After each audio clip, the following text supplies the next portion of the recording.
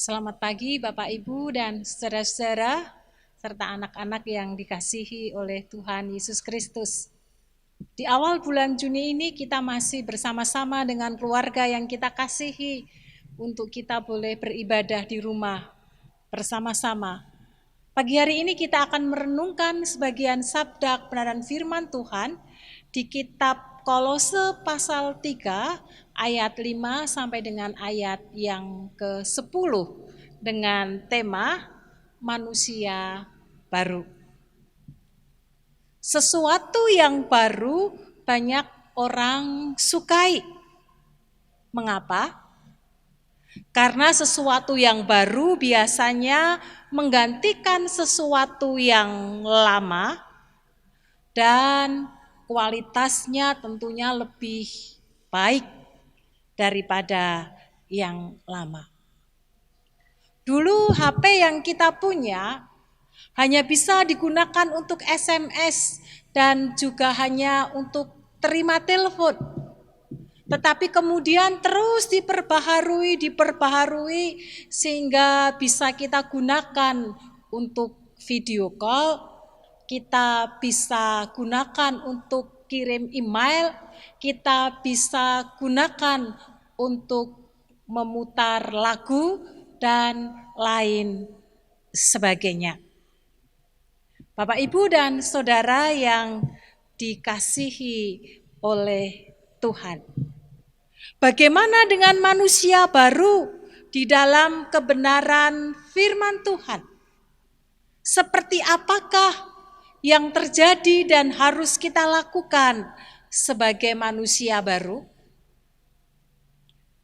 Roh Kudus yang sudah dicurahkan dan tinggal di dalam setiap hati kita membuat setiap orang-orang yang percaya menjadi manusia baru di dalam Tuhan Yesus Kristus.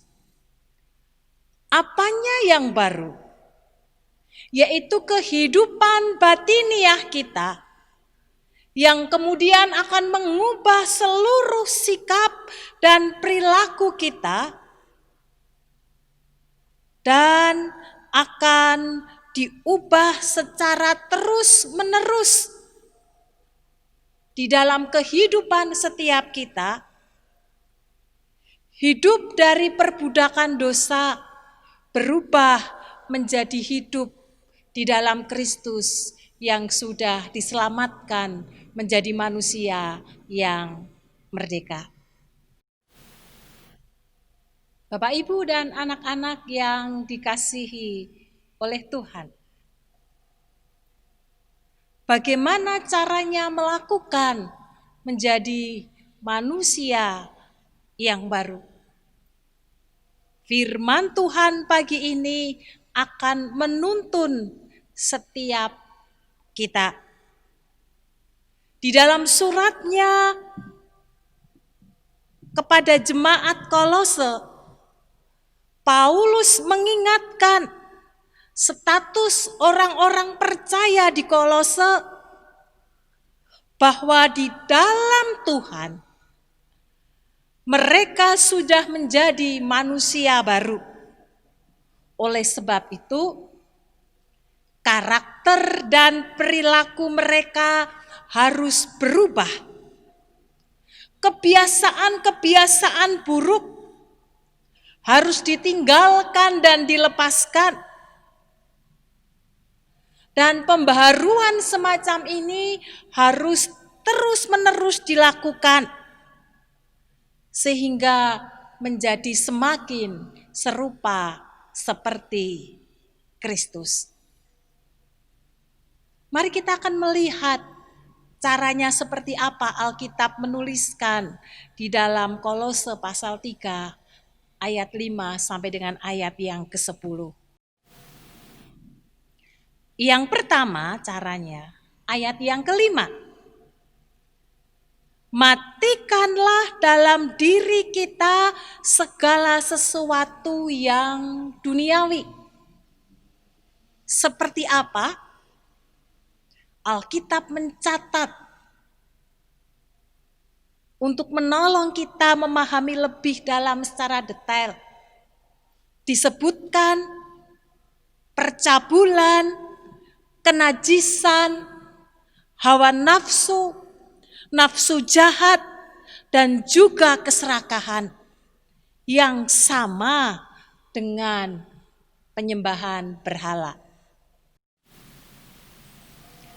Matikanlah adalah kata perintah untuk mematikan apa yang buruk, yang tumbuh dan hidup di dalam diri kita. Matikanlah berarti tidak mengizinkan untuk hidup di dalam diri kita, apalagi bertumbuh.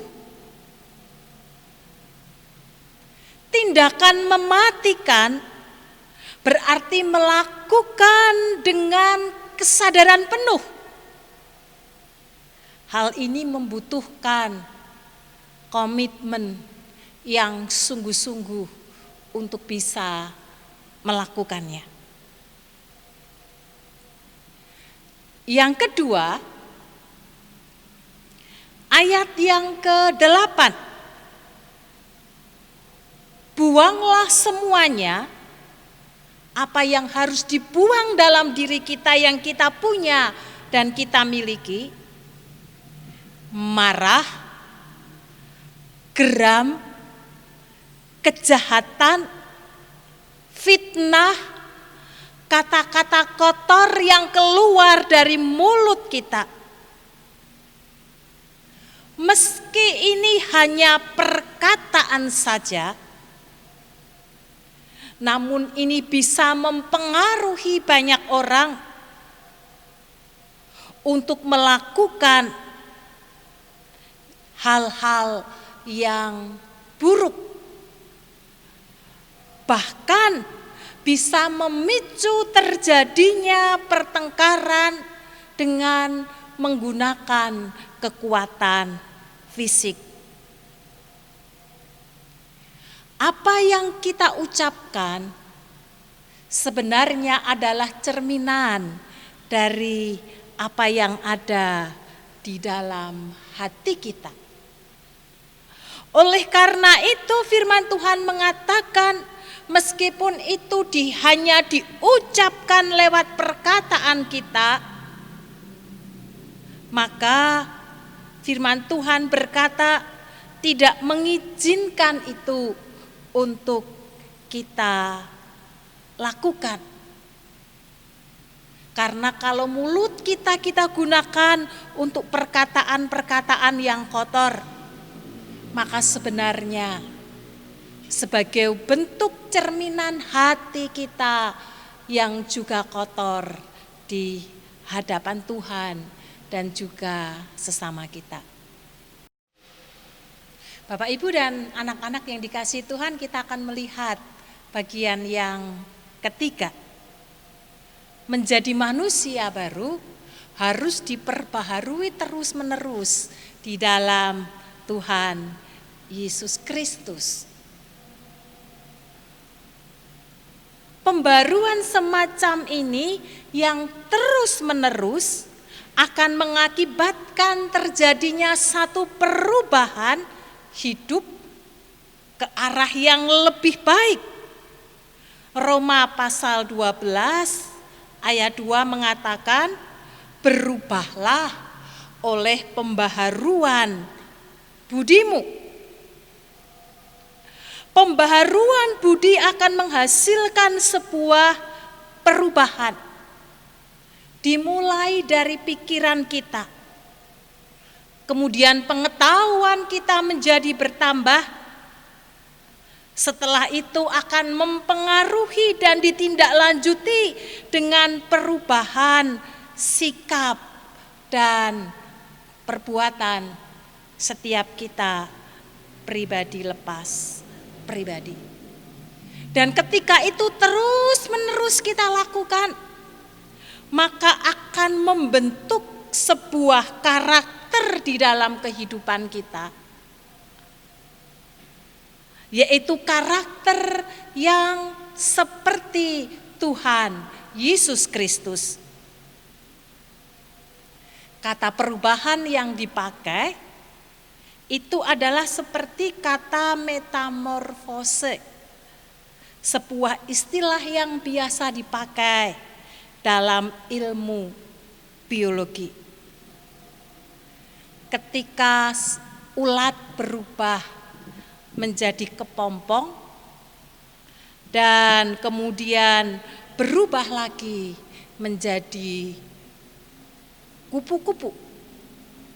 Perubahan ke arah yang lebih baik. Dari seekor ulat yang menjijikkan menjadi seekor kupu-kupu yang indah. Dari ulat yang suka merusak tanaman menjadi seekor kupu-kupu yang membantu penyerbukan tanaman. Itulah yang seharusnya terjadi atas setiap kita sebagai manusia baru di dalam Kristus. Sebagai bahan perenungan setiap kita pribadi lepas pribadi. Sudahkah kita mengalami pembaharuan hidup di dalam Kristus? Pembaharuan hidup tidak cukup hanya sekali ketika kita percaya kepada Tuhan Yesus. Tetapi harus kita lakukan terus-menerus di dalam kehidupan kita.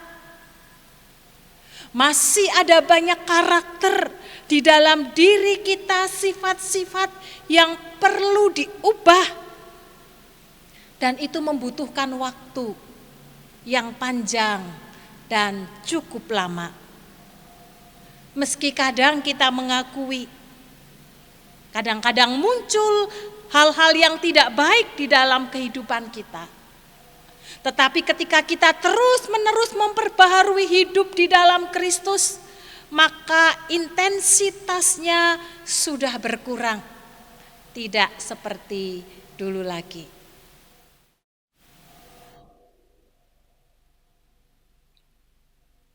Apakah yang membuat pembaharuan kadang sulit terjadi atas setiap kehidupan diri kita pribadi lepas pribadi? Alasan yang paling utama adalah karena kita merasa diri kita sudah benar, diri kita sudah baik. Oleh sebab itu sangat penting bagi setiap kita untuk mau membuka diri dan hati kita kepada Tuhan. Agar kita mau dibentuk terus-menerus sepanjang hidup kita sesuai dengan kehendak Tuhan. Selamat menjadi manusia baru di dalam Kristus, sehingga setiap kita menjadi saluran berkat bagi banyak orang. Tuhan Yesus memberkati. Mari kita berdoa.